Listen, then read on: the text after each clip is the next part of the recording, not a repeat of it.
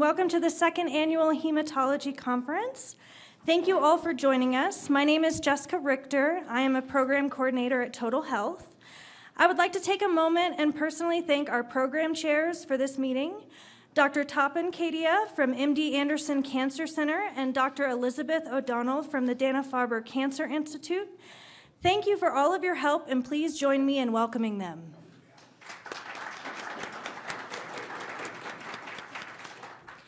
Here with us in Vail, we have a small group of KOLs and a limited number of exhibitors that will be with us for the entire day, and we have hundreds of attendees joining us online.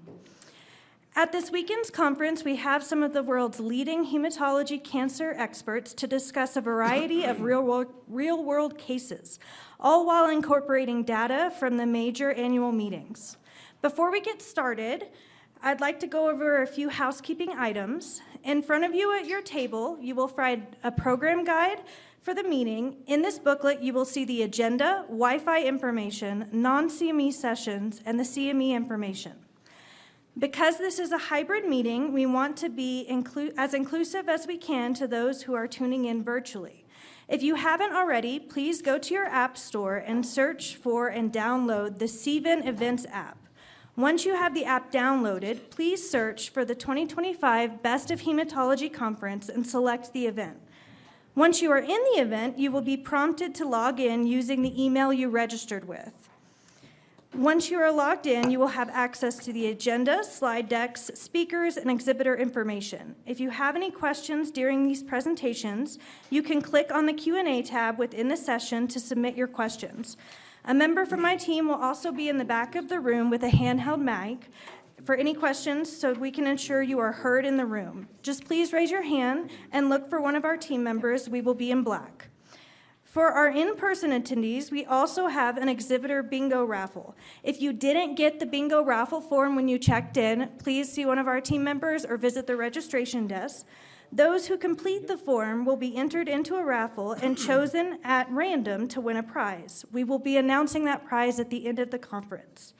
If you need any assistance throughout the meeting, please find a team member. Again, we will be in black and happy to help you. I hope you enjoy the program and that we have a great day.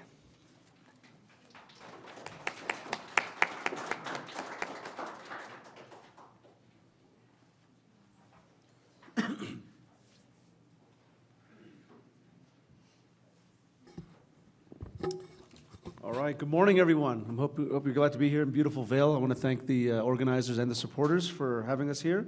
We're going to start our day off with Dr. Jorge Cortes. Dr. Cortes is from the Augusta University, and he's going to present advances in leukemia, targeted treatments, and immunotherapy. Dr. Cortes, looking forward.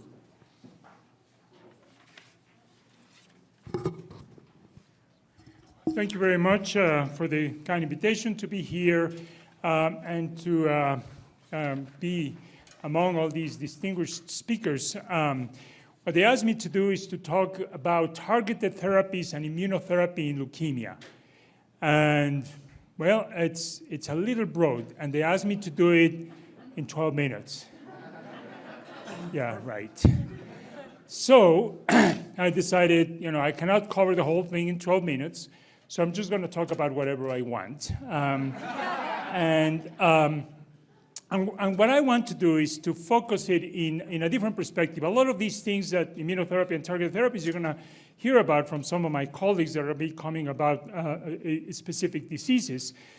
But I want to talk about some of the lessons that we learned about targeted therapy and the lessons that we still need to know to learn about targeted therapy, how it works and how it doesn't work, and how we overcome that. So I'm going to start with a CML, and as you know, asciminib is a new tyrosine kinase inhibitor. It is the first tyrosine kinase inhibitor that specifically targets this myristoyl pocket, and because it binds in a different place compared to the traditional ATP competitive inhibitors, it's affected by different mutations. So let me remind you how this works. This is the structure of the BCR-ABL, and ABL, before it's mutated, before it's rearranged and comes together with BCR-ABL. So normal ABL, it has a mechanism of auto-inhibition, where the N-terminal is myristoylated, and then it binds in this pocket here that inhibits the activity of normal ABL. It comes to this close conformation that inhibits the activity. When this is detached, then it opens up and it is an activated kinase.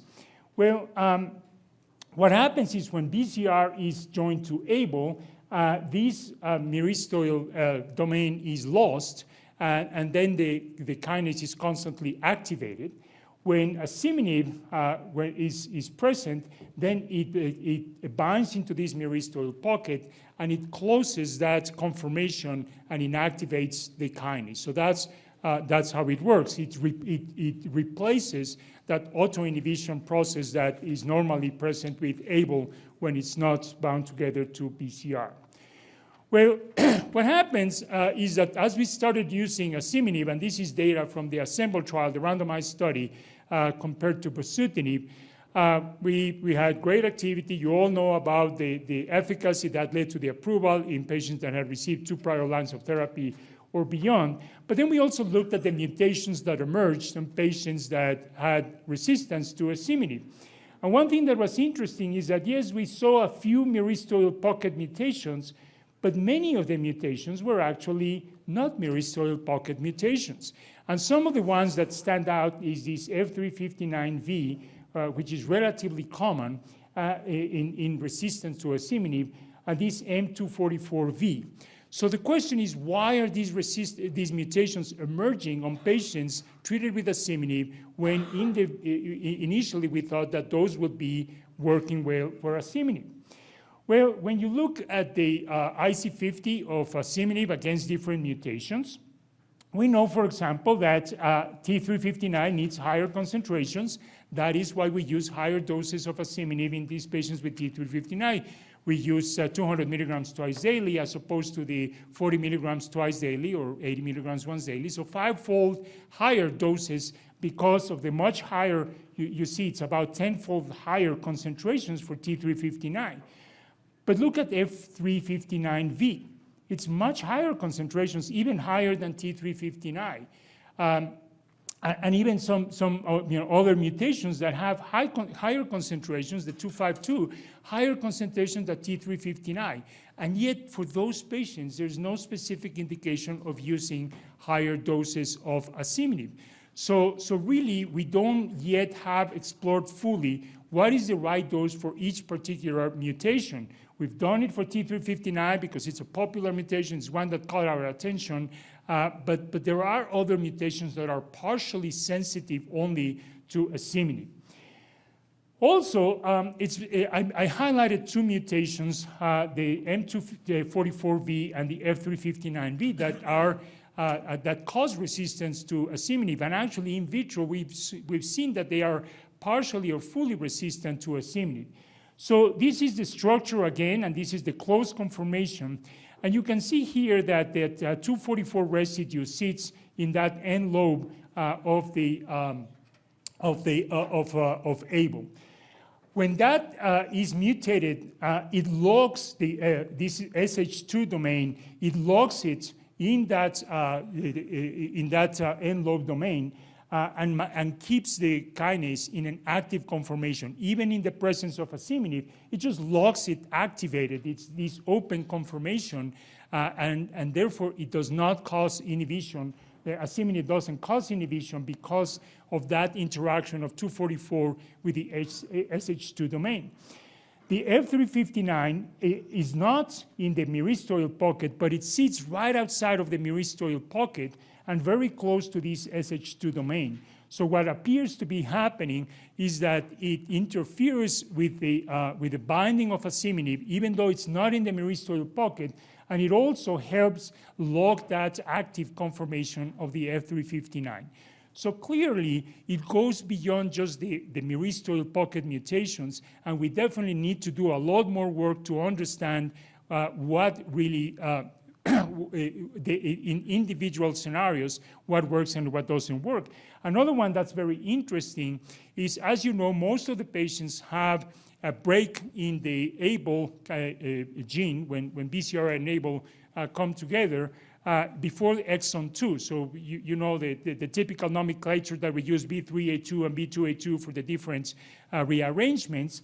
But there's a few patients, very few, but some that have a break in a different area. In some instances, exon 2 is gone, and it's, let's say, a B2A3 or B3A3 instead of B2A2.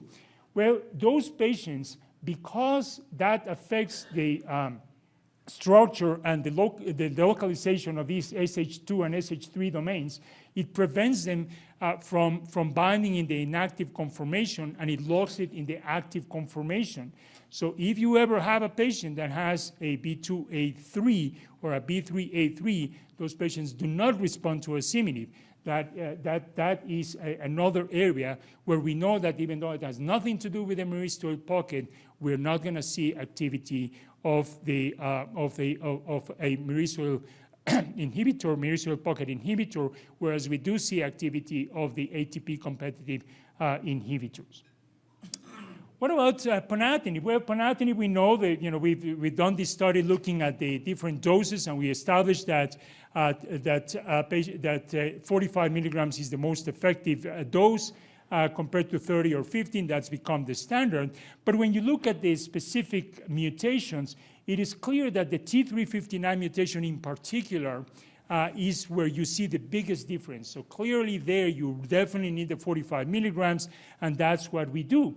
But then we have all the other mutations lumped together. And there is a bit of a trend, but of course it's a mix of a lot of different mutations.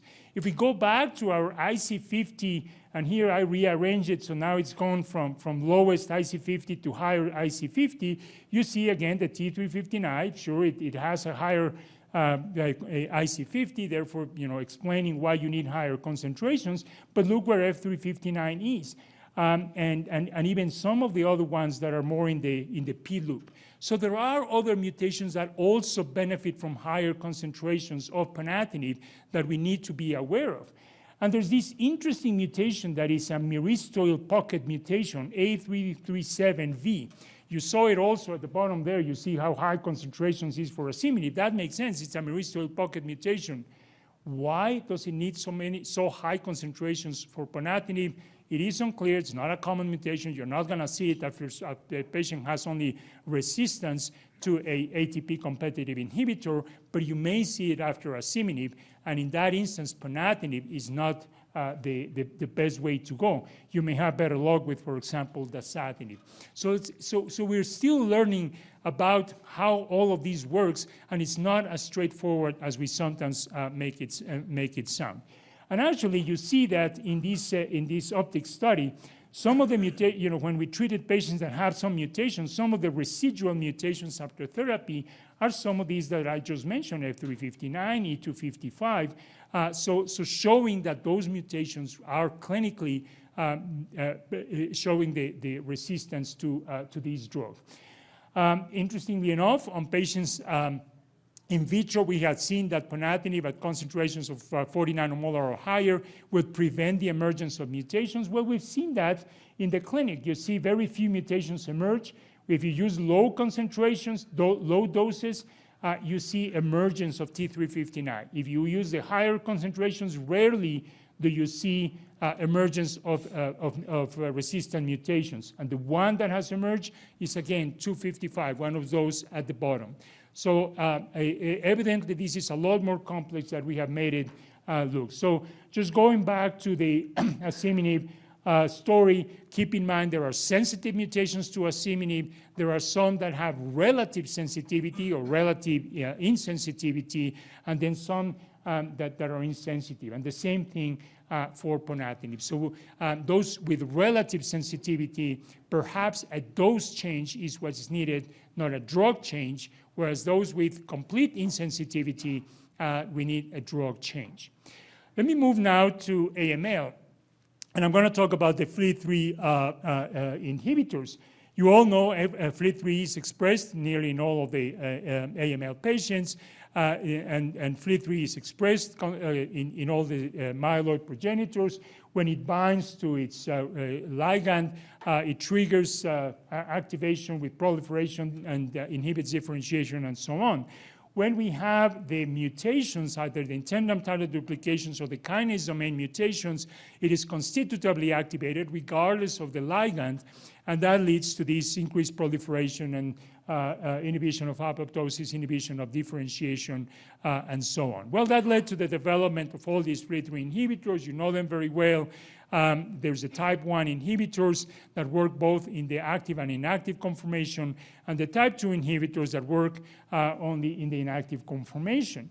So we learned early on, and this is initially when we were starting using sorafenib, but the beginning of quizartinib, type 2 inhibitors, that these drugs were the mutations in the kinase domain, and these gatekeeper mutation, F369L, created resistance to these type 2 inhibitors.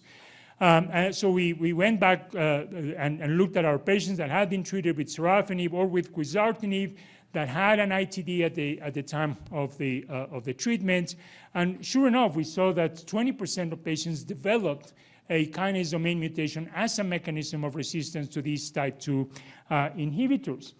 Well, then we started getting these type 1 inhibitors. Gilteritinib came about. But one thing that results very interesting is that if a kinase domain mutation comes together with a FLT3 ITD mutation, yes, there is the gilteritinib or the type 1 inhibitor keeps their activity. If the kinase domain inhibitor is, the kinase domain mutation is present by itself, the activity is very low, and that is true with gilteritinib or with this other drug that's still investigational, crenolanib, another type 1 inhibitor. So kinase domain mutations by themselves are not as sensitive in the clinic to type 1 inhibitors.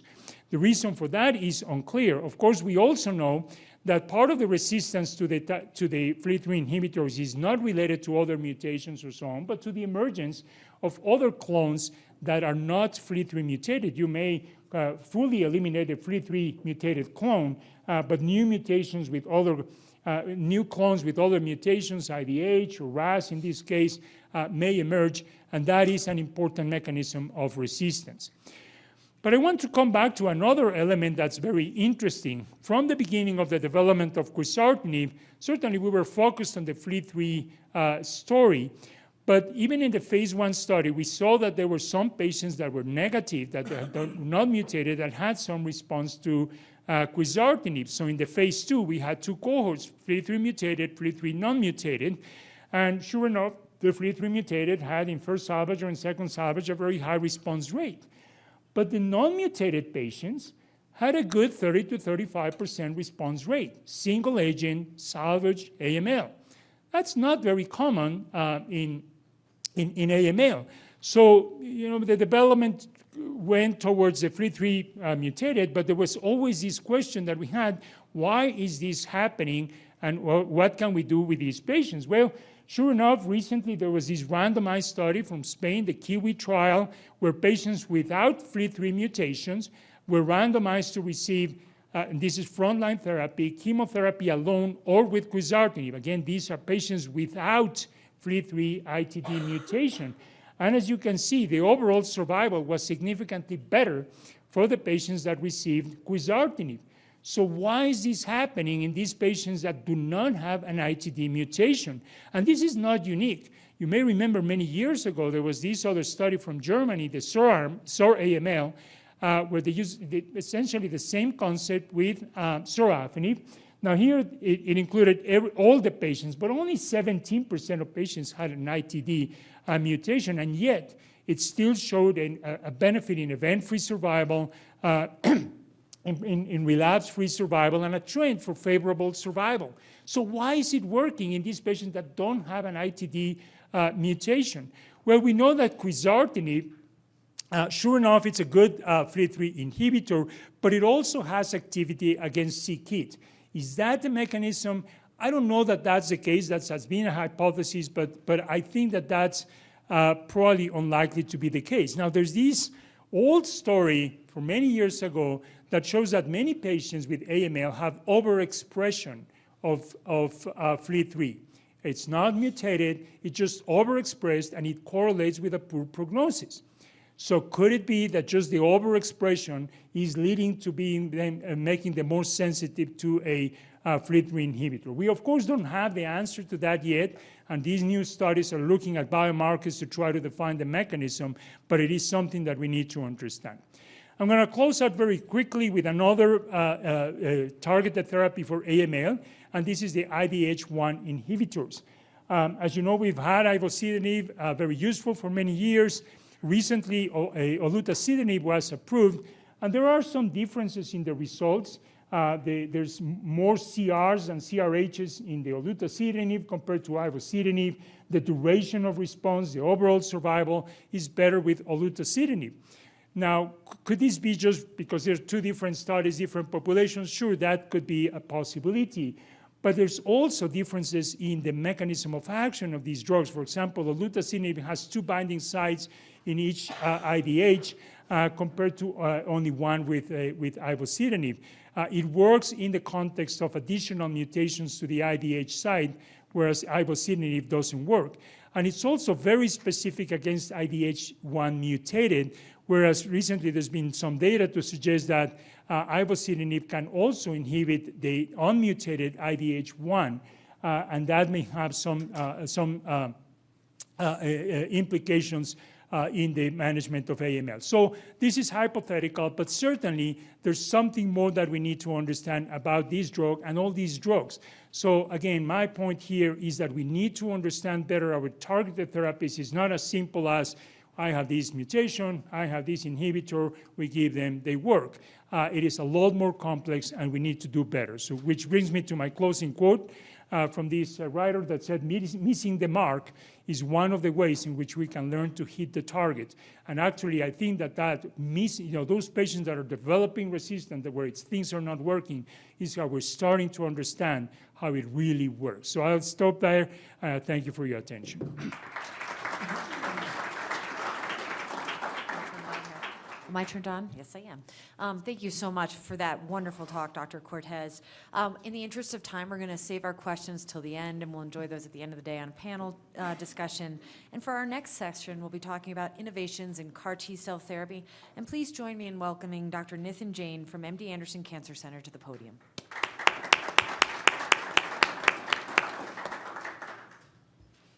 All right, good morning, everyone, and thanks to the organizers for inviting me. This is my first time in Vail, beautiful place, so, and thanks for you to coming early in the morning. So as Dr. Cortes mentioned, we have limited time, so I'm not going to cover out all the CAR T therapy innovations, but I'm going to focus on the trials in the disease sets I treat, namely ALL and CLL. So we're not going to talk about lymphoma per se, but I think there are other colleagues who may be able to address that later if need be. Disclosures. So again, as I said, I'm going to talk about 2 B-cell malignancies, namely ALL and CLL, and talk to you about some of the data from ASH and also maybe how the field is evolving in terms of using CAR T-cell therapy from a more practical standpoint for patients with these diseases. This is a slide I borrowed from Dr. Sattva Nilapu in our group, which goes through the discovery of CAR T as a construct to say back in 1989 to some early trials back in 2006, initially in ovarian cancer actually at NIH, then CD19 trials to the first approval which occurred in 2017, namely for pediatric ALL and adult lymphomas. And since then, we have had so many approvals, not just for ALL, lymphomas, we have CLL, we have multiple myeloma, and this list has evolved. But it just shows how the development occurred, and really the clinical development really took off in late 2006, 2010, and then really everyone built on that. I also find this intriguing to see this first paper ever on a CD19 CAR. Obviously, CD19 CARs are the most commonly used CARs currently, and the first clinical data ever was from the NIH group, published back in 2010, but the first patient ever to be infused with a CD19 CAR was back in May of 2009, a patient with follicular lymphoma. So again, the field has moved so rapidly that from that time to 2017, CAR Ts were approved, and now CAR Ts have really become the standard of care for many disease subsets. Also, this is a slide from CIBMTR, which tells us that we are increasingly using CAR T in our practice. This is number of CAR T infusions per year in the United States. The last updated data I could find from the website was from 2022, where you can see almost 3,500 CAR Ts were done. Majority were for diffuse large B-cell lymphoma, and now increasingly number for multiple myeloma, and then you see other subsets as well. So, and this will, I'm sure, if we have data from 2023, 2024, this will be continuing to rise exponentially. So now let's talk about CAR T-cell for B-cell ALL, where we'll spend most of the time. So the first question you may ask, and again, if you're treating patients with B-cell ALL, is that why do we need therapies? And this is a data set, large number of patients with adults with B-cell ALL who were treated with chemotherapy in the relapsed refractory setting, and their average survival was less than 6 months. So it basically says to us that the chemotherapy is not the answer. Then you may say, okay, we have inotuzumab, we have blinatumomab. Both these drugs were approved now several years ago and are really used very commonly for patients with relapsed refractory B-cell ALL. Now, even if you look at these studies, namely the Innovate study and the Tower study, which led to the approval of these therapies, and if you just look at the survival in this study, in the experimental arm, both happen to be 7.7 months, both for inotuzumab and both for blinatumomab. And you can see the curves there, which, yes, statistically were significant, but you can also see, basically tells us that we need to do better for these patients. This is not the most ideal scenario. Obviously, most of the patients eventually are ending up relapsing. So this basically sets the stage of developing CAR T-cell therapy for patients with adults with relapsed refractory B-cell ALL. And this was the first product which was approved, which was based on a study called ZUMA-3 study. This is an autologous CD19 CAR T-cell therapy, and the product itself is called Bruxucel. So this was a study, about 55 patients were treated, and 71% achieved CR/CRi, and majority of them were MRD negative by flow cytometry. So when I'm talking to the patients, I think you can think of 70% response rate for these patients, and majority will be flow cytometry negative. And then when you look at the survival of these patients, and you remember I told you with the Innovate study, with the Tower study, the survival was 7.7 months for patients, and most of them had received one prior line of therapy. In this study, most patients had received at least 2 prior lines of therapy. Many patients had actually received inotuzumab and blinatumomab, and you can see the survival, the median survival was about 23 months, so about 2 years. So certainly numerically better than those therapies, and certainly makes a point that CAR T-cell therapy have really advanced the field.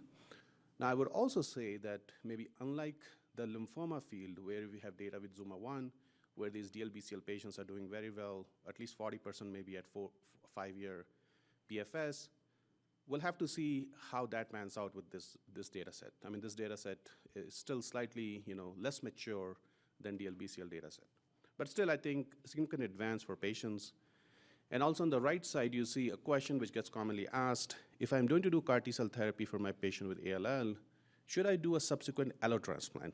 And I think it's a complicated discussion with the patient, but because some data sets have shown different ways, but at least in this ZUMA-3 study, the transplant did not matter.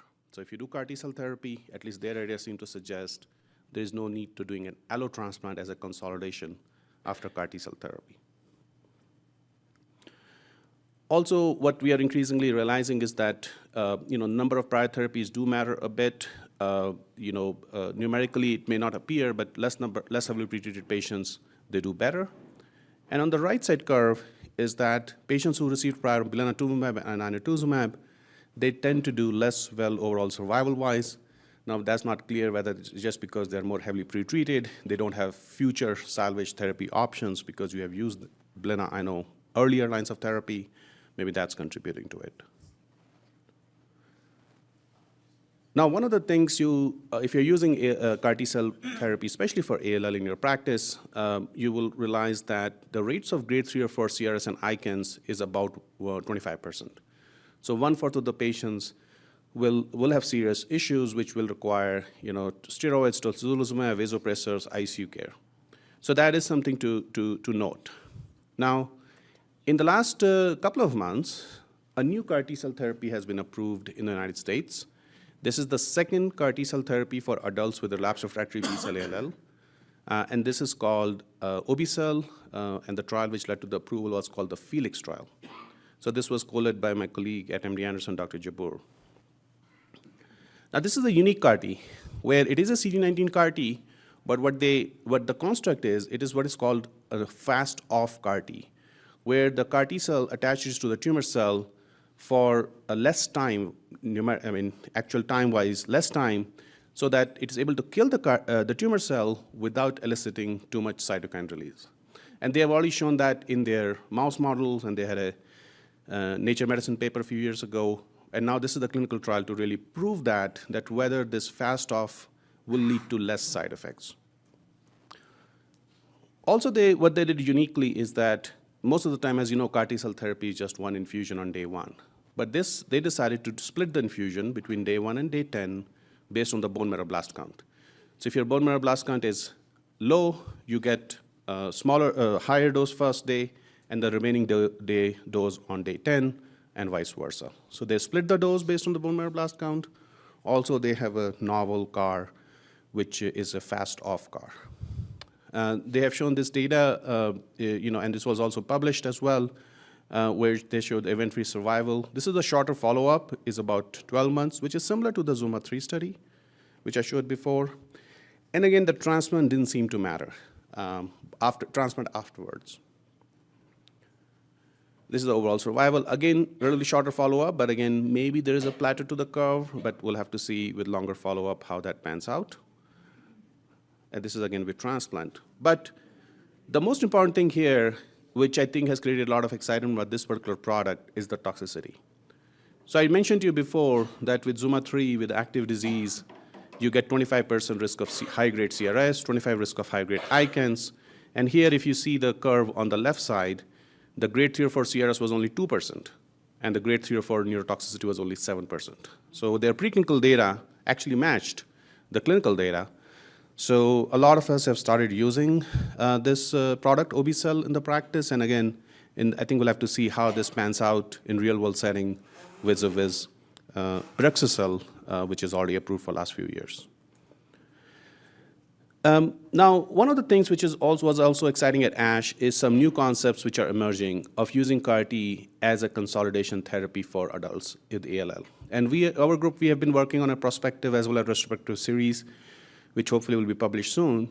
But this is a prospective trial from City of Hope, where they argued that older patients above 60 years of age, they cannot tolerate chemotherapy very well. So why don't we give them some chemotherapy, some blinatumomab, and then just give them CAR T, and that's it.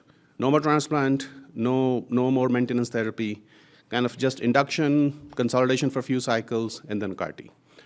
So they have treated 14 patients, relatively small number so far. Median age is 68 years, ranging from 55 to 79 years. Some of them had high-risk genomics, and as you can see at the bottom, 79% had received prior blinatumomab, before getting the CAR T-cell therapy. Now, this is their summary slide, which basically they're saying is that they haven't really seen much toxicity so far, and which is also our experience. We have treated about 50 patients in a retrospective manner with low tumor burden, with very limited toxicity. And in their also analysis, so far, these patients are doing well without much relapses. So again, 14 patients, small number of patients. We'll have to see how that pans out kind of down the line. But this is kind of a new concept, bringing CAR T in really early lines of therapy as a consolidation. They also show CAR Ts expand in low tumor burden setting, and we have similar data from our center as well. So very quickly, I think in CAR T in adult ALL, we're going to see it move in early lines of therapy, MRD positive, consolidation therapy. Role of CAR T, allotransplant post-CAR T remains to be defined. There are some new dual and triple targets coming along in ALL, as well as in lymphomas in general. Allogeneic CAR Ts have lagged behind in terms of development, again, across the heme malignancies, but that's something there has been a lot of effort in the past. And I think T-cell ALL, not the focus of this particular discussion, but again, there are trials with CD7, some CD5 CAR Ts for T-cell ALL, which are still emerging, and I think that remains an area of unmet medical need.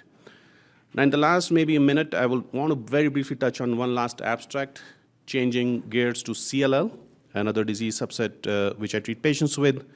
This is, so CLL, there's only one CAR T which is approved, which is Lysocell. That's the only CAR T approved, and for foreseeable future, I don't think there'll be any other CAR T coming down the line. So this is the CAR T which we'll be using for relapsed refractory CLL patients. And this data was already published as a Lysocell by itself. But this, what Bill Vera from our group reported was Lysocell plus ibrutinib together. So BTK inhibitor plus ibrutinib plus CAR T together as a study. This is the schema, basically same thing, you give flu-cy lymphodepletion, then you give CAR T, and then you give ibrutinib continues throughout. 5 prior lines of therapy. So these are tough patient population of CLL. If you treat patients with CLL, 5 prior lines of therapy, these are tough patients. Many of them will have very high-risk genomics. And what they showed was that actually very high response rate, overall response rate of 86%, and practically most of the patients were become MRD negative.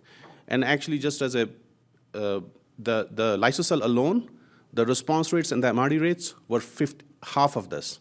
So ibrutinib is really adding to the responses here, which was really nice to see. And this is the provocation-free survival curve, which again is better than Lysocell alone. So in the context of CLL, Lysocell plus ibrutinib seems to be, against cross-trial comparison, seems to be outperforming it. So my last slide, I think just CAR T for CLL therapy.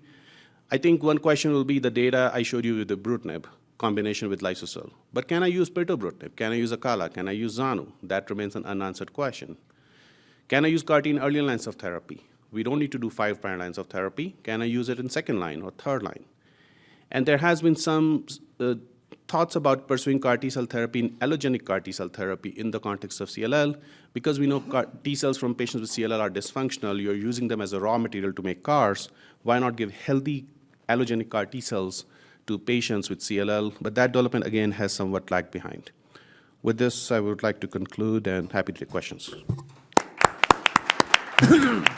Thank you, Dr. Jain. Beautiful talk. Time for one quick question from the audience. Otherwise, we can move on to the next speaker.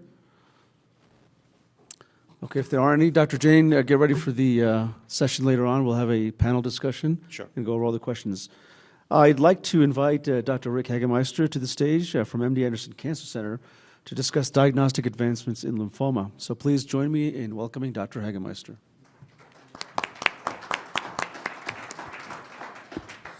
Thank you. I'm going to thank the organizers of this meeting and for asking me just a little story about Dr. Kadia. He was my fellow. He first came to MD Anderson and we rotated on the inpatient service. And just to show you how what the intensity is like, it was a Saturday. We had a patient who had to have a bone marrow.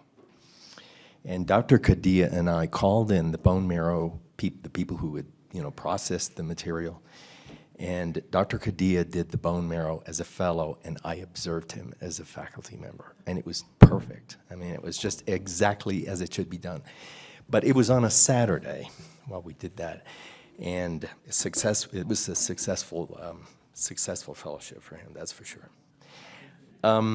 So what I want to get into today, could I have the next slide, please?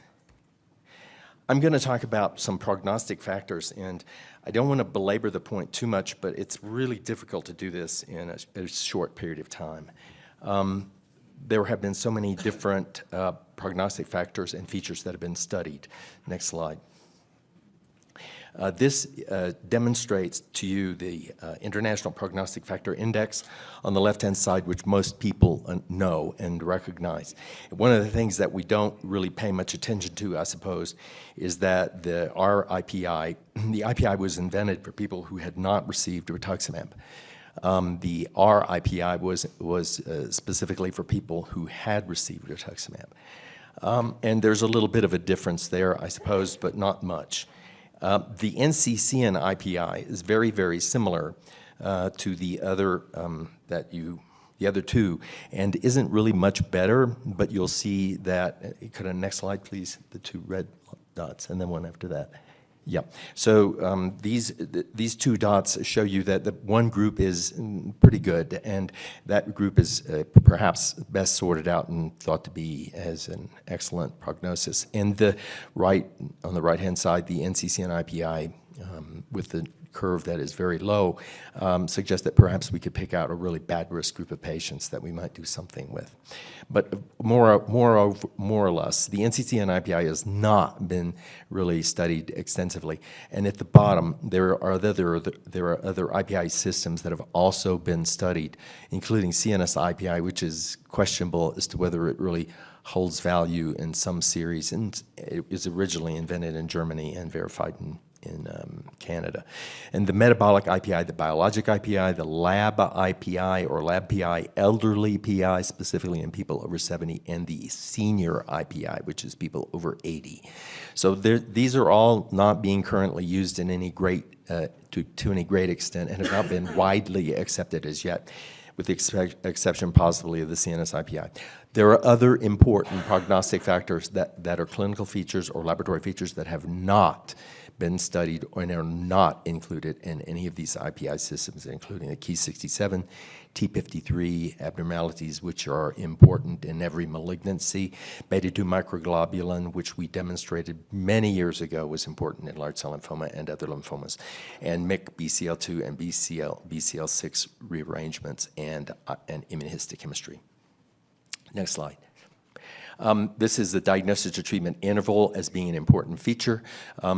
This was demonstrated a number of years ago, and every time we look at it, I always think, gosh, if you're doing a clinical trial and a patient has to wait for 3 or 4 weeks to be enrolled on that trial to be treated, how bad is that for that patient having to wait so long? But actually, it indicates the patient has a good prognosis if they have to wait for 3 or 4 weeks, because they can. Waiting for 3 or 4 weeks is a surrogate for poor molecular features. So when a patient walks in and has to be treated immediately, you know that patient has a bad outcome, and they are not the patients who are included in most clinical trials.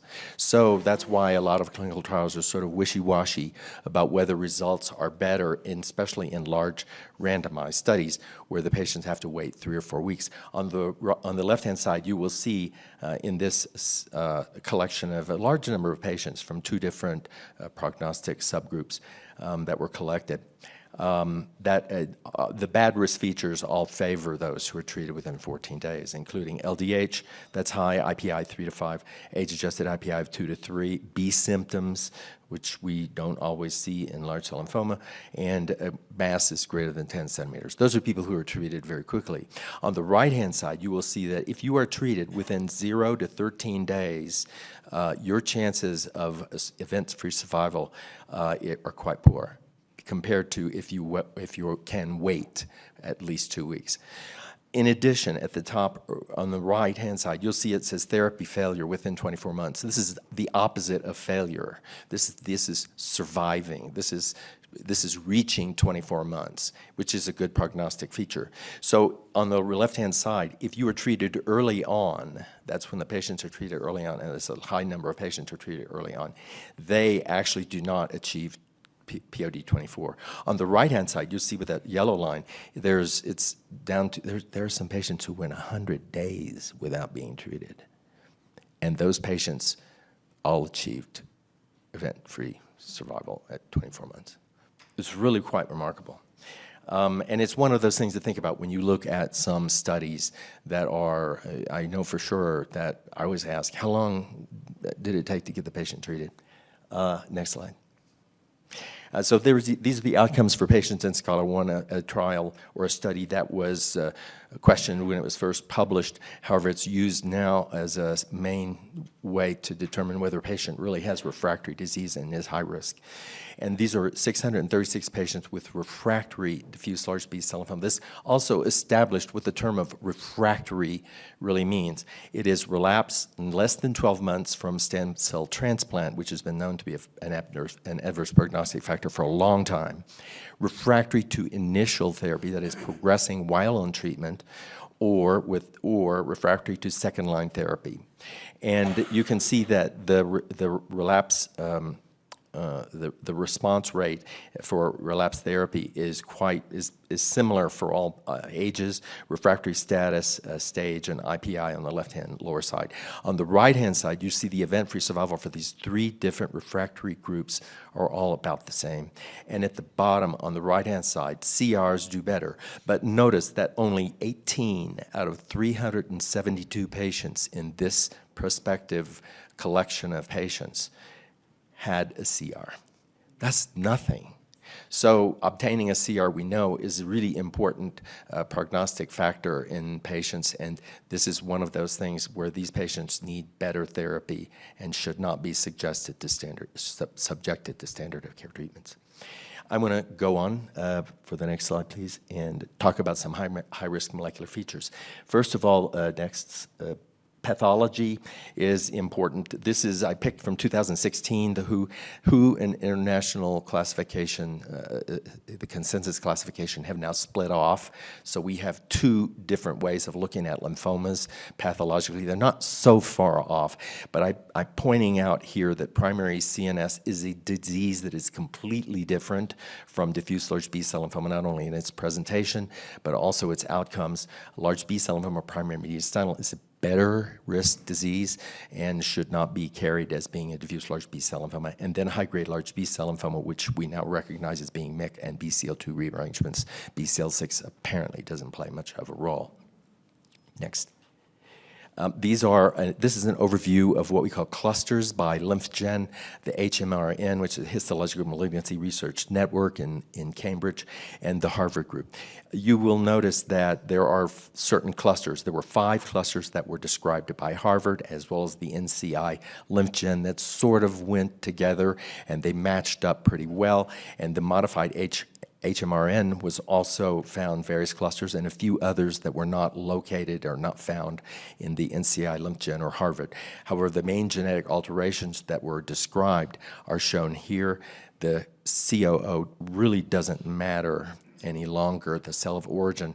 And we think about non-GCB or GCB when we've been doing trials, but I think we are going to have to get away from that ultimately. We still use them as a surrogate cell of origin, but it's not really the key element. It's the molecular features. In addition, one of the main things on this slide is on the right-hand side, is that there are some lymphomas that have molecular signatures that are very similar to some of these large cell lymphomas, and we think that that some of these are perhaps transformed from these more indolent disorders or related in some way to them. For example, the double-hit lymphoma that you see on the right-hand side being related to the EZB or EZB MYC positive subgroup. This is looking at it in a slightly different way, and I'll show you why I'm doing that. It's the same subgroups with the ABC, GCB, and unclassified being split out into molecular features. In the middle are the hallmark genetic features going down the row. And then the overall survivals with standard R-CHOP chemotherapy in general. However, this is supposed to be able to make it so that you can use some of these targets for particular drugs. This was done in China, and this study sort of began looking at potential drug targets and drugs that could be used for each of these individual molecular abnormalities. However, evaluable ctDNA is quite variable for the individual patients, and not all patients may have discovery of these different mutations in their tissue or their blood. This was an interesting study that I thought was also published, also from China, using that kind of theory that I just mentioned and saying, let's pick a particular drug and pick a particular target in these subgroups. They didn't use LymphGen, they used a 20-gene algorithm instead of their own making.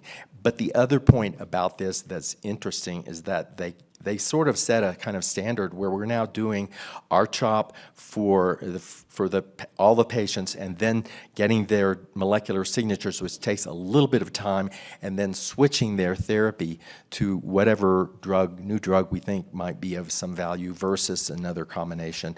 And that way we can make some sense out of what their molecular features are and what the impact is upon the outcomes. In this particular study, they did exactly what I was talking about, where they took the individual molecular features and treated the patient with a drug that they thought would target it. They picked some funky drugs, and I can't speak very much about those selections. However, all the subtypes, to be able to pick out one individual versus the other is underpowered. Can we lump them all, as they did on the left-hand side? They did R-CHOP plus X, where the CR rate was higher compared to R-CHOP. The progression-free survival better, and as well as the overall survival. And I don't know if you can just lump all of these patients together who were treated with various drugs based upon their molecular features and say, this is the way to do it, because it's going to be really hard to make sense out of which of those subgroups did better to contribute to the outcomes. The dark zone lymphoma isn't yet in our regular vocabulary, but it should be. This is this dark zone molecular features were taken primarily from Burkitt lymphoma, and they were applied to diffuse large B-cell lymphomas. You look at up at the left-hand side that there is a small number, 12% of patients with diffuse large B-cell morphology will fit this particular molecular feature. Next slide. Next slide. Yeah, next slide. I'm sorry. On the left-hand side, you will see that 12% of the patients will fit into this Burkitt-like molecular analysis, which is the bottom. The cell of origin is usually GCB and not the ABC subtype. And then the WHO diagnosis, furthermore, is diffuse large B-cell lymphoma NOS for most of these patients, but they still have the double hit signature, and they may or may not have FISH available. FISH availability is, of course, with some of them, but not all of them, so they're not called the double hits. And on the right-hand side, you will see that the freedom from progression for those patients and the overall survival for those double hit signatures, the double hit, the DZ signature now, or dark zone signature, is the red curve where the failure-free survival or freedom from progression is quite poor. And the GCB NOS is almost at the top. It's almost a straight line across the top. The overall survival at the bottom is exactly the same. Next slide. One of the interesting things is that when you look at the progression-free survival by cell of origin with nanostring, POLA R-CHIP seem to be better than R-CHOP. But when you look at when they have ABC subtype, when they have GCB subtype, they don't do any differently. So you might think, well, you want to pick only the non-GCBs or the ABC subtype and treat them with POLA or CHIP and not with R-CHOP. But look at the right-hand side. Those double signature positive that are treated with R-CHOP compared to patients who are treated with POLA or CHIP. POLA or CHIP is one of those curves at the top, and not the one at the bottom, and the other R-CHOP that is double dark zone negative also is one of those curves. So only if it's treated with R-CHOP does dark zone lymphoma do badly. So it's interesting that POLA or CHIP might be a therapy that we think of for this very adverse Burkitt-like large cell lymphoma that does not necessarily have FISH. The PFS with POLA or CHIP was also numerically better for EZB and MCD groups by the LymphGen classifier. Next slide. I want to talk a little bit about the PET scan. This is next slide. This is the multivariate Cox regression of factors associated with overall survival, taking total metabolic tumor volume, which is at the top part of the box, in quartiles. They separate them out and look at them in funny ways to try to tell at the very beginning if you can tell whether a patient is going to do badly or not. And in this, the hazard ratio was very different and very high for those patients, p-value quite significant for outcome for overall survival. So was cell of origin. So, you know, I sort of think a little funny about that. It might be nice to be able to look at molecular features in those patients as well. And the IPI always comes out as being an important prognostic factor whenever you look at those kind of features, and probably with molecular features as well. This was just an attempt that was published this last year from a nuclear medicine journal, looking at different methods of analyzing the PET scan at the very beginning, at different features of the PET scan. And it turned out that this IMIPI was better. You will see the C index is the highest for them for that, but they're not better really than the IPI or the RIPI. So this was an attempt to try to get different molecular features to be incorporated separated into the IPI. And it was basically a failure. The Kaplan-Meier curves really don't separate out and show patients who are at very bad risk. We got to get into molecular analysis. And so this looked at, this is something you're more accustomed to seeing. This is response to PET scan, by PET scan. Next slide, please. Next slide. Sorry. This is a meta-analysis also looking at the PET scan in therapy of large cell lymphoma. This is the value of early response looking at IPI, low, intermediate, or high-risk disease. And you'll see that the curves go down, the top curves keep going down as you go across the page. However, notice that the curves at the bottom are for those patients who are PET positive, either at 2 or 4 cycles of therapy. The ones that are negative are the ones that are at the top. So both the PET scan negativity or positivity played an important role, and so did still the IPI. They also looked at the reduction in the uptake as being whether there is a sponsor or not, as far as reduction in the intensity. Next slide. Next slide. Thank you. So cell-free DNA has been around a long time. It's been in studies in solid tumors, in lymphomas, and leukemias. It's been used often to try to predict the outcomes for patients at the very beginning. And cell-free DNA is a result of apoptosis. It usually is mostly white cells that are degenerating, but it's also, if you've been out and had a couple of drinks at night, it probably includes a few brain cells. It's clumps of cells that are all broken up, so the DNA is shattered in multiple different fragments. And they are, by the way, real time, because there are ACEs in your blood that rapidly clear these, so they're constantly being resupplied. So the cell-free DNA varies within hours of obtaining a blood sample. So it's very rare in the peripheral blood because we get rid of them.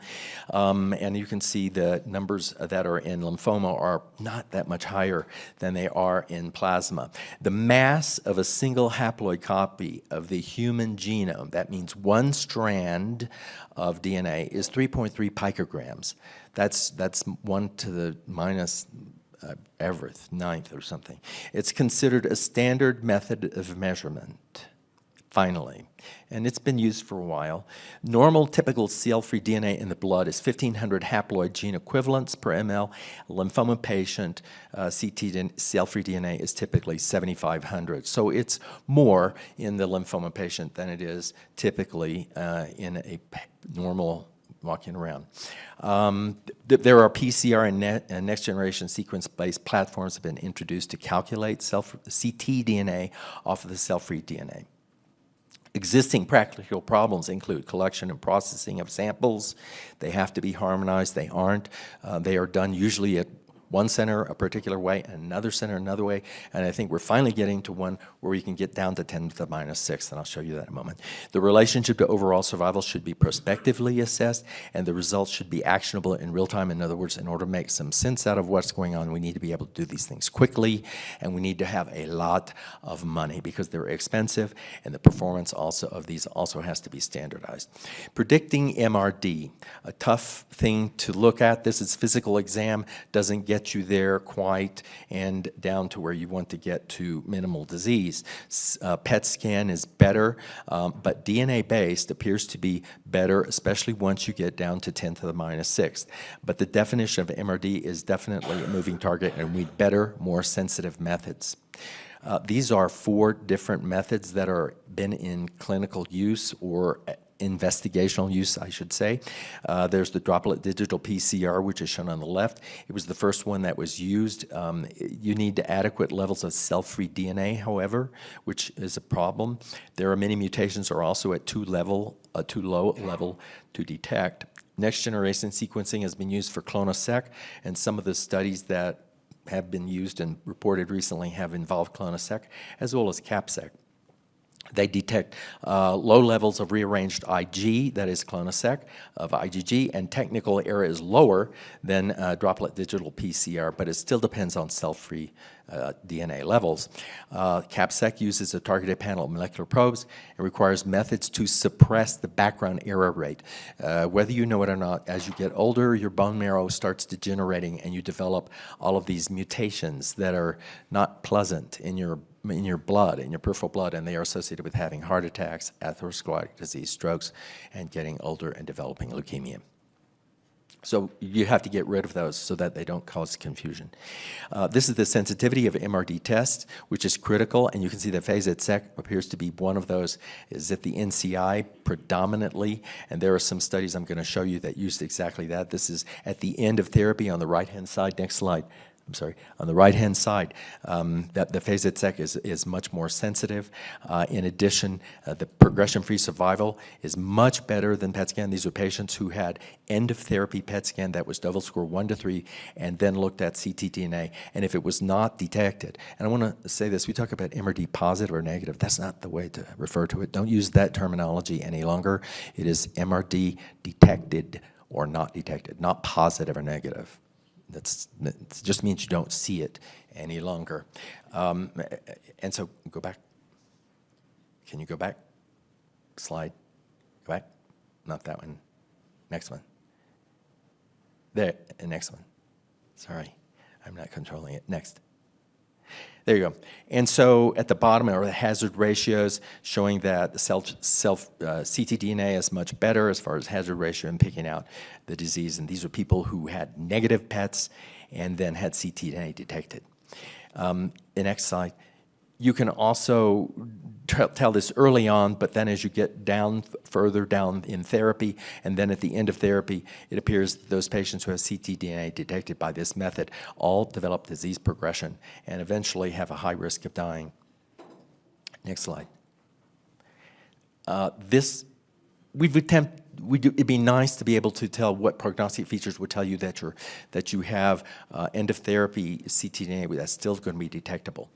But there doesn't appear to be a really good way to be able to do that. These are 5 different studies that were all pulled together and looked at it also at Stanford and the NCI.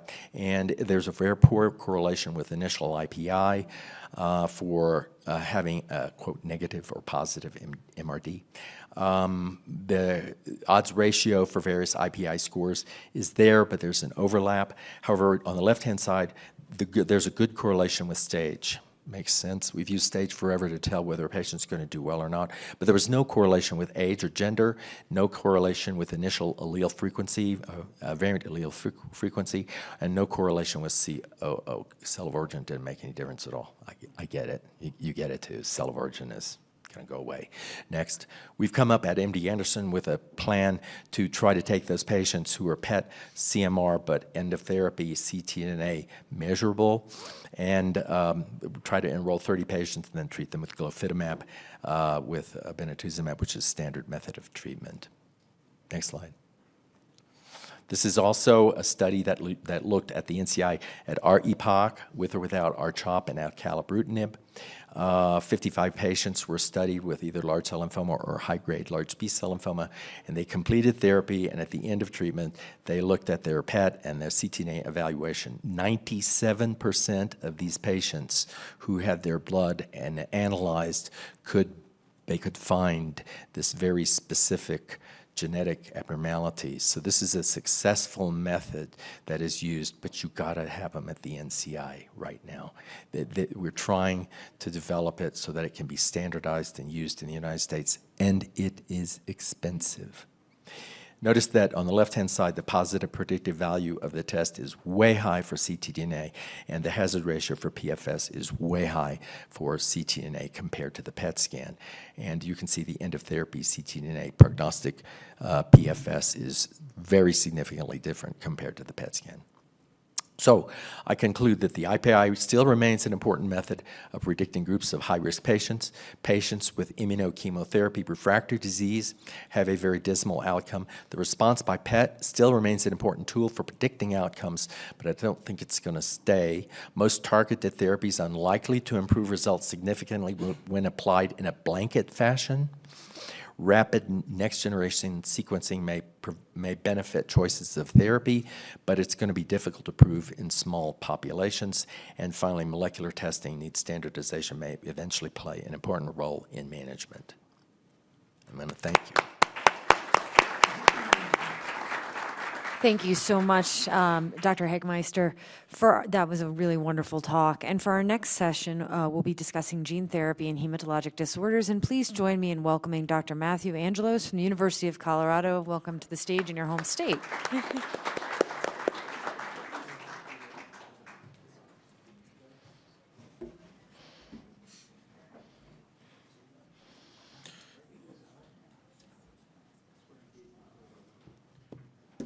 Alrighty. Thanks so much. I'd like to thank the meeting organizers for allowing me the opportunity to present to you all today. I have no disclosures. And I understand I'm up against breakfast, so I'm going to try to speed through this as quick as I can here, so I'm not holding you up here. So there's really three main disease states to share gene therapy updates from recent publications, and then also data presented from this year's ASH. First, most of the active clinical use of gene editing is within the red cell space, with FDA approvals in 2024 for severe sickle cell disease, and then also transfusion-dependent beta thalassemia, with Vertex's Exocel, and then also Bluebird Bio's lovo-cel products. This year at ASH, Vertex presented a long-term 5-year follow-up for the phase 2 CLIMB 121 and 131 studies in sickle cell disease. And then Beam Therapeutics also introduced preliminary data that tests a new base editing approach that I'll also go over today. Second, there's also a growing interest to implement gene editing during CAR T-cell manufacturing. And this is mainly to circumvent obstacles in using CAR T-cells for diseases that were really considered to be difficult to treat, mainly T-cell neoplasms and then also acute myeloid leukemia. So I'll discuss some of those data as well today. And then lastly, very quickly, if I have time at the end, I will highlight one of the first in human phase 1 studies that we ran in conjunction with Charisma Therapeutics that used a novel adenoviral delivery platform to manufacture CAR macrophages in patients that had advanced solid tumors. So CRISPR base editors and then also now prime editors, which are the new kids on the block, are gene editing technologies that allow for precise DNA modifications, but they really do work in a little bit of a different manner, and they have unique advantages and also limitations. Now, CRISPR's been under clinical investigation since 2017 in the United States, and the first trial ended up deleting endogenous TCR genes in order to enhance the relative expression of cancer-specific TCRs. And mechanistically, CRISPR really does work just like a molecular scissor. So it cuts the DNA at a specific site via Cas endonucleases. It's directed by a 22 base pair guide RNA sequence, and then it relies on the cell's own internal machinery, either non-homologous end joining and also homology-directed repair, in order to introduce these mutational changes. Now, CRISPR is not perfect. Certainly, it can lead to unintended mutations due to guide RNA off-targeting and also these double-stranded DNA breaks. But these are oftentimes identified in preclinical development and are often disclosed and addressed prior to an IND submission. Now, base editors can improve upon this by making single-letter DNA changes without cutting both strands of DNA. And so this reduces errors and it increases the rate of a precision event. However, base editing is really limited to only correcting certain types of mutations, and it can't be used for large insertions or deletions of particular genes. Now, prime editors can be more versatile. It's basically a modified CRISPR system that can directly rewrite the DNA without generating double-stranded breaks. They certainly can offer increased precision and fewer unwanted mutations, but as you can appreciate from the cartoon on the right, they're much more complex, and so it's harder to package this entire complex and get it into a cell to yield relatively high knockout efficiency in gene editing. So going back here to exa-cel specifically, exa-cel is an autologous CRISPR-Cas9 gene-edited cell therapy that disrupts the erythroid-specific BCL11A enhancer. And this is a regulatory region that's crucial for repressing hemoglobin F expression in adult erythroid cells. Now, to manufacture exa-cel, patients first have to undergo mobilization with GCSF, and then they undergo apheresis for cell collection, only honing in on CD34 positive stem cells. These cells are then electroporated, and then a non-viral CRISPR-Cas9 protein complex is introduced, and this causes targeted double-stranded breaks within the BCL11A erythroid enhancer. What this essentially does is it increases the level of hemoglobin F, and this can certainly compensate for defective or even absent hemoglobin that then can prevent sickling from occurring. With exa-cel, patients do receive a myeloablative busulfan-based conditioning regimen, and this is intended to clear endogenous stem cells and then also facilitate engraftment. So exa-cel here was employed in 2 simultaneous and parallelly done multi-center single-arm trials, CLIMB 111 and then CLIMB 121. These were for patients with thalassemia and sickle cell disease, respectively. I'm just going to focus in on here on the sickle cell trial, and really both trials had similar safety and also efficacy throughout their cohorts. Patients in both these trials were aged between 12 and 35, and specifically in CLIMB 121, these patients had to have had severe sickle cell disease with a history of at least greater than or equal to 2 severe vaso-occlusive episodes per year over at least 2 years prior to enrollment.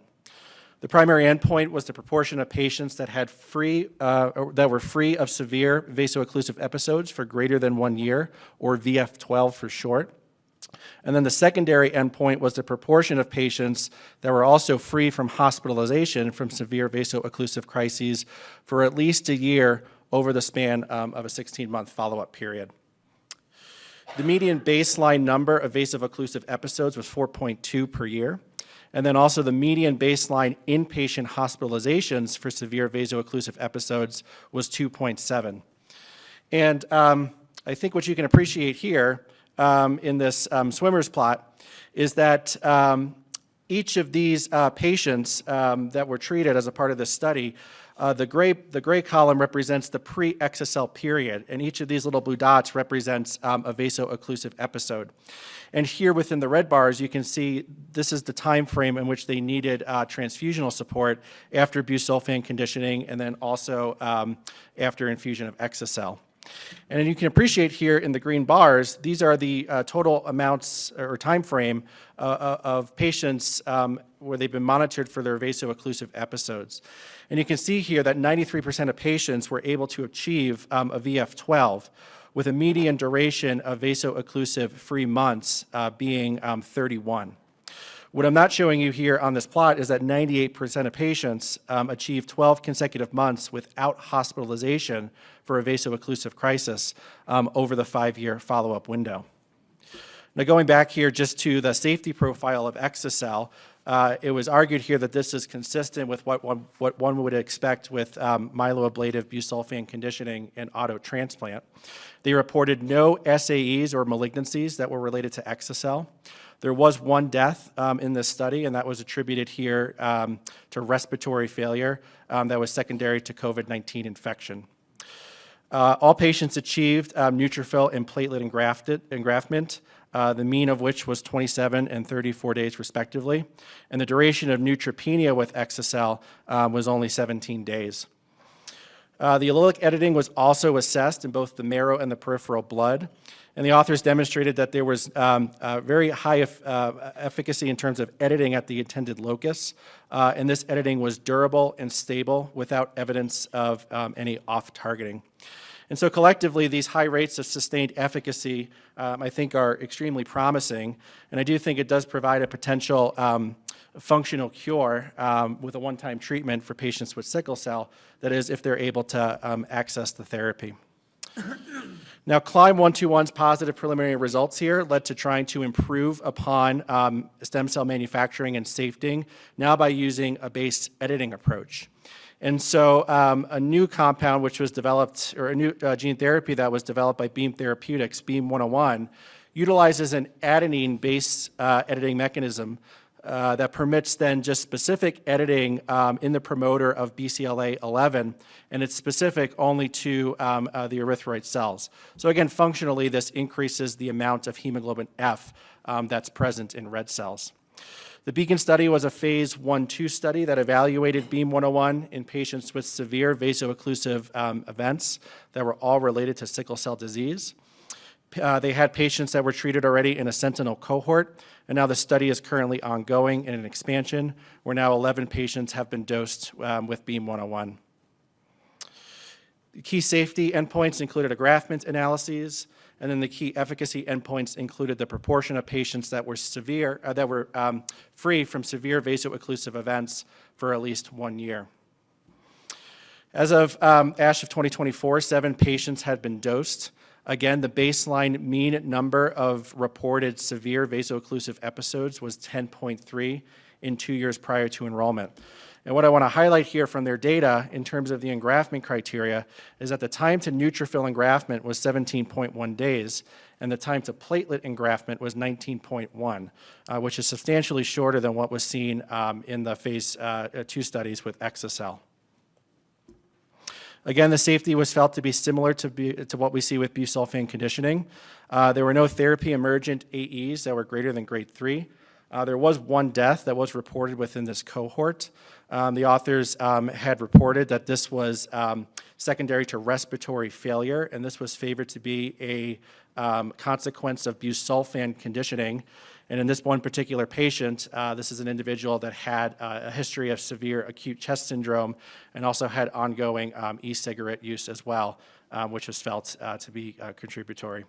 In terms of the efficacy here, the induction of hemoglobin F was both rapid and robust. Patients were able to achieve a hemoglobin F level that was greater than 60% as quickly as 1 month after dosing. And then they had resolution of anemia in 5 of the 6 patients that they treated and done these analyses for. Furthermore, it's worth mentioning that in the 6 patients that they analyzed, they also found that the on-targeting A to G editing exceeded 90%, and this editing was persistent for at least 3 months after Beam 101 infusion. So these results are certainly encouraging in the red cell space, and particularly it's notable with the base edited product in really decreasing the amount of time that's needed to get to a good neutrophil and platelet engraftment. So in my remaining time here, I just want to switch gears and focus in on something that I actually clinically focus on, which is cellular therapies in leukemia. And these gene editing approaches really afford us an opportunity to make rationally designed cellular therapies that could really be used for diseases where it's been historically hard to treat with cellular therapies. And so I think one major opportunity that we can use these approaches in is in utilizing CAR T cells for treating T-cell neoplasms. And we can really hone in on these pan-T-cell antigen targets that we know are universally and robustly expressed on malignant T cells. So what we did to confirm this is we did immunohistochemistry of 95 adult peripheral T-cell lymphoma cases at Penn, and then we also did flow cytometry of 51 pediatric T ALL cases, and we found here that there was very high and uniform expression of CD2, CD3, 5, and 7, with an advantage perhaps of CD2 and 5 being more reliably expressed as compared to CD7 in T-cell lymphoma. Now, certainly one of the limitations for just engineering CARs based upon those targets is that you can have this issue where the CAR T cells start to attack each other because endogenous T-cell antigen is still present in the CAR T product, and so this can cause fratricide. When this happens, you can't successfully manufacture CAR T cells. They certainly don't expand, and their efficacy is severely attenuated due to intrinsic cell death. So So one of the ways that we circumvented this issue in designing an anti-CD2 CAR T cell is we utilized CRISPR-Cas9 gene editing early on during the CAR T cell manufacturing process. This allowed us to generate anti-CD2 CAR T cells that had relatively high CD2 knockout efficiency and then also high CAR transduction efficiency as well. And then we went ahead and tested this in vivo mouse models. These mouse models were PDX models of T-ALL, human T-ALL. And we found here that CD2 knockout CAR T cells were able to treat mice and get them into sustained remissions, which of course resulted in a marked improvement in overall survival. So this just represents one potential gene editing approach in CAR T cells that we can utilize for T-cell leukemias and lymphomas. And we're now moving forward with this particular product in terms of an IND submission later this year. Now, Beam Therapeutics has also gotten on board into the CAR T space, and they've developed their next product, which is Beam 201. This was all based upon Carolyn Diorio's work at CHOP, for which the preclinical data was published now 2 years ago in Blood. And with this particular product, there's a multiplexed approach for gene editing, where they do base edits in 4 genes, CD7, CD52, one of the TCR genes, or TRAC, and then also PD-1. And so the goal in utilizing this approach is to generate allogeneic anti-CD7 CAR T cells. And the thought here is that it could potentially be resistant to lymphodepleting regimens that contain alemtuzumab or Campath. And this could potentially be advantageous to eliminate any potential residual disease and potentially prevent a relapse and maybe even serve as a bridge to transplant. Very quickly here, they've treated 4 patients so far on the first phase 1 trial. The trial did struggle a little bit up front because they had 1 patient death. It was a patient with high T-ALL burden, had a grade 4 CRS, and they ultimately died from disease progression. But other than that, patients had tolerated this relatively okay. All patients did develop CRS. All patients did get infections, which is probably a consequence of T-cell aplasia. But the preliminary efficacy data does suggest that 3 of 4 patients were able to get into a CR. And looking at copy numbers for CAR, it looks like most of these responses were sustained and potentially can confer longer-term remissions. So in the interest of time, I'm just going to skip, I think, the rest of what I was going to cover here. But mainly, I was going to suggest that we're also using this in the myeloid disease space. I just wanted to highlight work from Sar Gill, who's also utilizing CRISPR and now also base-edited approaches to not only modify the CAR T product itself, but also hematopoietic stem cells from donors that can also be used for allo transplant. So they just recently treated their first patient utilizing a CD33 knocked out allo donor stem cell product, and then followed it up with anti-CD3 CAR T cells with the goal here to really try to mitigate AML relapse. So I'm going to skip the rest of this here. Just in conclusion here for these gene-edited strategies, some closing thoughts. Certainly we need to address the accessibility of these therapies. These are quite expensive, and certainly these are not 100% covered. And oftentimes patients are not able to get this unless they're a part of a clinical trial. So certainly there's some additional work that needs to be done there. We have to remember that patients for these types of therapies still need to get preparative regimens, and these regimens have toxicities. There's been some work in this space to have some better non-toxic preparative regimens, and we're expecting some results to be reported in the near future.